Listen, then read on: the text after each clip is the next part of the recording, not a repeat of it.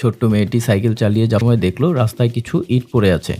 তো সেগুলো সে সরাতে লাগলো। এমন সময় একটি মহিলা বাইক দিয়ে এসে তার সাইকেলটিও একটি বিশাল খাদের মধ্যে ফেলে দিল।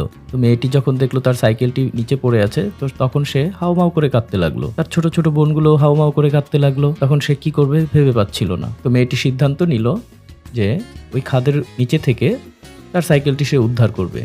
তার জন্য সে নিচে নামলো। বন্ধুরা, এই ছোট মেয়েটি কি পারবে তার সাইকেলটি উদ্ধার করতে?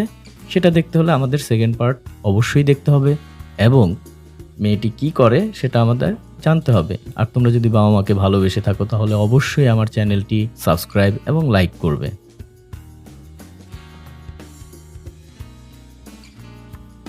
আর মেয়েটি যখন দেখলো যে এটা অনেক উঁচু, তখন সে বসে বসে কাঁদতে লাগলো। ছোট্ট মেয়েটি সাইকেল চালিয়ে যাওয়ার সময় দেখলো রাস্তায় কিছু ইট পড়ে আছে। তো সেগুলো সে সরাতে লাগলো। এমন সময় একটি মহিলা বাইক দিয়ে এসে